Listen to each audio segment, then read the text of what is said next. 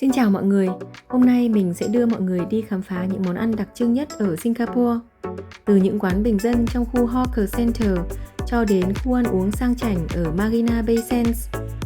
Đây đều là những trải nghiệm thực tế mà mình đã thử, nên hy vọng sẽ giúp ích cho các bạn khi đến Singapore. Nào, chúng ta cùng bắt đầu nhé!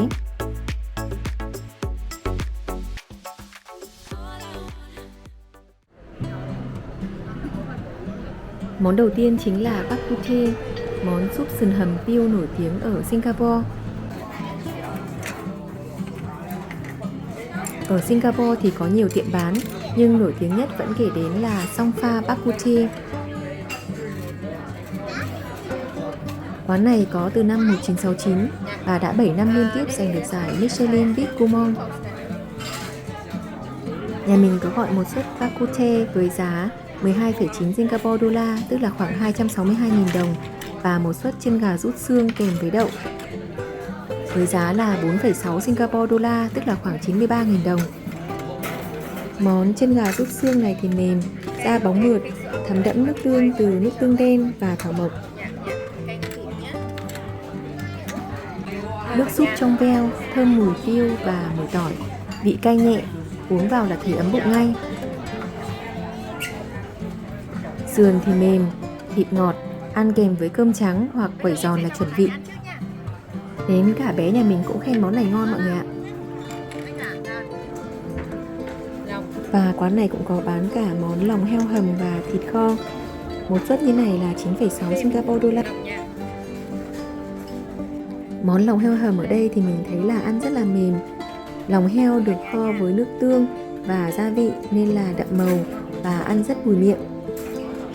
Mình thấy món bak kut teh ở đây rất hợp để khởi động chuyến khám phá ẩm thực Singapore, vừa ngon vừa dễ ăn. Món thứ hai chúng ta sẽ có món kaya toast. Nếu ở Singapore mà chưa ăn kaya toast thì coi như chưa trọn vẹn. Kaya toast là bánh mì nướng kẹp mứt kaya làm từ dừa và trứng, kèm một lát bơ béo ngậy. Ăn cùng trứng lòng đào và một tách cà phê hoặc trà sữa thì đúng chuẩn bữa sáng kiểu Singapore. Đầu tiên bạn sẽ đập trứng ra này. Xong sau đó cho thêm gia vị như là nước tương và hạt tiêu. Rồi thì chấm bánh kaya vào và ăn thôi.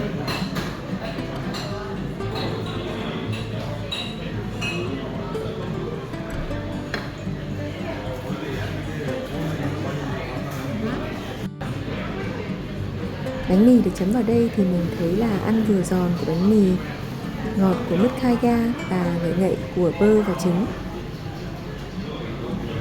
Một suất kaya toast thì tầm khoảng 8 Singapore đô la.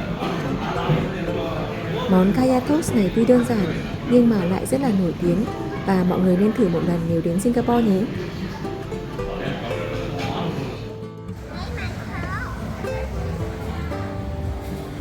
Một món ăn nữa mà ai đến Singapore cũng nên thử, đó chính là cháo ếch. Mình ăn món này ở quán tên là Thiong Shan Porridge ở khu Chinatown.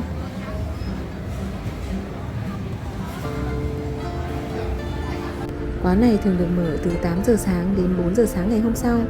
Hôm mình đến mình cũng thấy có khá nhiều người ngồi ăn ở đây à.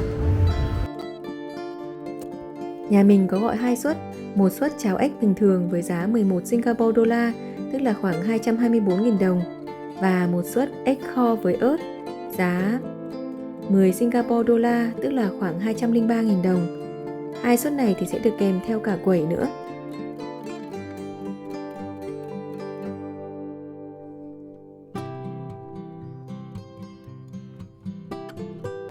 Cháo ếch là một trong những món ăn nổi tiếng và đặc trưng của Singapore. Tưởng chừng đơn giản nhưng lại khiến rất nhiều du khách mê mẩn. Ấn tượng nhất là phần ếch kho, được chế biến với nhiều lựa chọn như kho tiêu, kho nước tương, hay nổi tiếng nhất là kho với sốt ớt khô cay nồng. Nhà mình chọn món ếch được kho với ớt khô. Phần thịt ếch mềm săn chắc, sốt thì sánh đậm, cay cay ngọt ngọt, càng ăn càng cuốn. Đặc biệt, bạn nên dưới một ít nước sốt ếch vào tô cháo nóng hổi thì cháo sẽ dậy mùi hơn hẳn.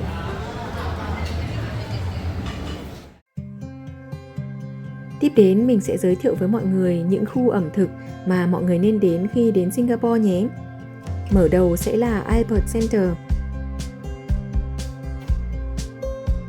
Albert Center là một hawker center ít khách du lịch, rất hợp nếu bạn muốn trải nghiệm phong cách ăn uống của người địa phương. Ở đây có khoảng 100 gian hàng ăn uống và thời gian mở cửa thì thường từ 7 giờ sáng đến 9 giờ tối. Và điều mình rất thích đó chính là giá cả ở đây rất là hợp lý. Phần lớn thì chỉ từ 3 đến 6 đô la, quá ổn cho một bữa ăn no nê ở trung tâm thành phố đắt đỏ như Singapore. Ở đây nhà mình có thử món cơm với bắp giò heo hầm với thuốc bắc, thịt mềm, đậm vị, ăn cùng cơm nóng rất vừa miệng.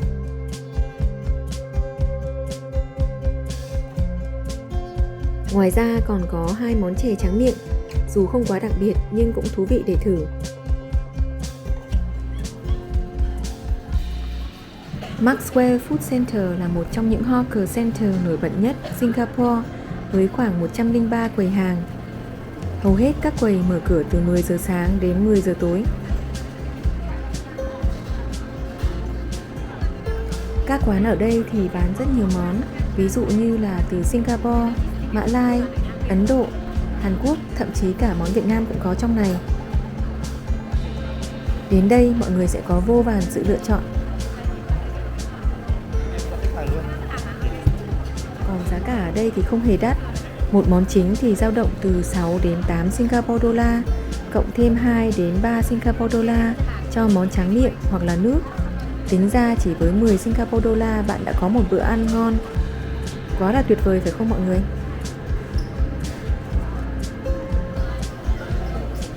Nhắc đến ẩm thực Singapore thì không thể bỏ qua cơm gà Hải Nam ở Maxwell Food Center. Quán Tian Tian ở đây nổi tiếng đến mức lúc nào cũng có hàng dài khách xếp hàng.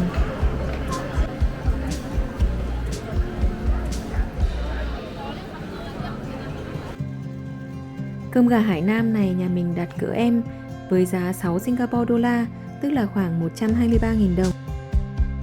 Gạo được nấu cùng với nước luộc gà, thơm, thịt gà thì mềm, ăn cùng sốt gừng hoặc ớt, cực kỳ ấn tượng.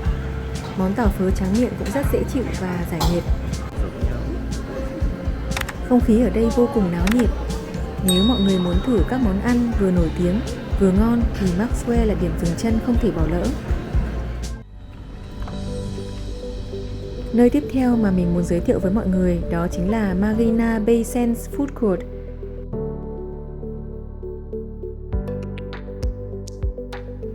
Nếu các hawker khác bình dân thì Marina Bay Sands Food Court lại mang một màu sắc khác, hiện đại, sang chảnh và sạch sẽ.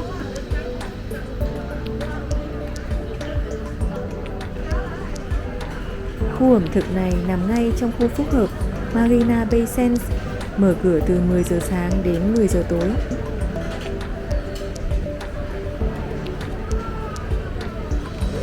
Ở đây có khoảng 50 gian hàng bán đủ các món từ Singapore đến quốc tế. Giá cả cao hơn hawker truyền thống, thường từ 8 đến 15 đô Sing cho một món.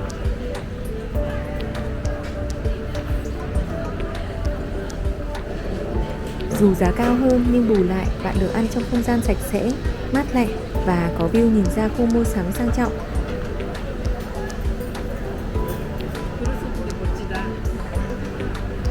Không gian được chia thành từng dãy nhỏ, ghế ngồi rộng rãi và có khu vực riêng cho nhóm đông người.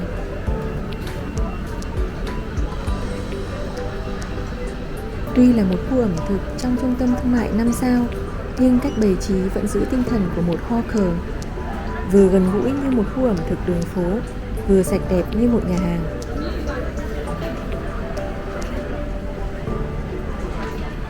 Ở cửa hàng này nhà mình sẽ gọi một đĩa có 3 loại thịt với giá 16,8 Singapore đô la. Đây là có 3 loại thịt này cùng với cơm và dưa chuột. Đây là thịt lợn quay, thịt gà và thịt vịt. Đây là đĩa thịt quay 3 loại mà mình gọi, bao gồm xá xíu, thịt heo quay bì giòn và vịt quay. Phần ăn trình bày rất đẹp, hương vị đậm đà. Đây là một nơi thích hợp nếu bạn muốn trải nghiệm ẩm thực Singapore trong một bối cảnh hiện đại hơn. Cuối cùng, mình muốn đưa mọi người đến Lau Pa Sat, một trong những hawker lâu đời và nổi tiếng nhất của Singapore, nằm ngay giữa khu trung tâm tài chính sầm uất.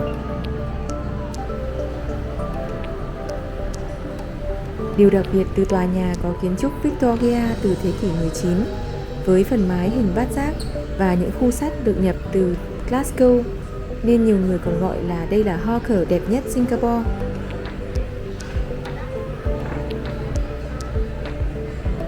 Ban ngày, bên trong Lau Pa Sat có khoảng 80 gian hàng, bán đủ món ăn từ khắp nơi trên thế giới, từ cơm gà, laksa, bánh bao Trung Quốc cho đến các món Ấn, Hàn, Nhật. Nhưng điểm hấp dẫn nhất chính là khi trời bắt đầu tối, con phố Bon Tat bên cạnh sẽ biến thành sa tế street. Lúc này, hàng chục quầy nướng sa tế đồng loạt mở cửa, khói bay nghi ngút, mùi thịt nướng thơm lừng khắp con phố.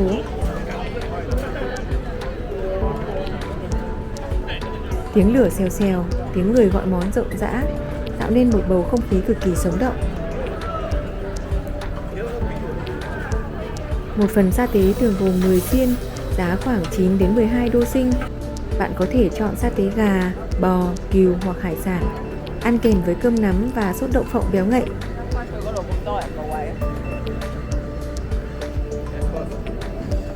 Đặc biệt, ngồi ăn sa tế ngoài trời, xung quanh là những tòa nhà chọc trời sáng rực, vừa có nét cổ kính vừa hiện đại.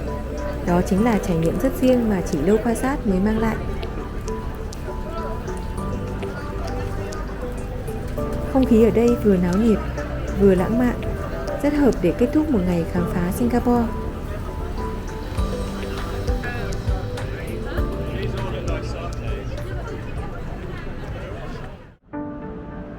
Như vậy là mình đã dẫn mọi người đi qua những món ăn đặc trưng nhất của Singapore, từ những quán lâu đời đến các khu hawker sầm uất. Hy vọng video này sẽ hữu ích cho hành trình sắp tới của bạn.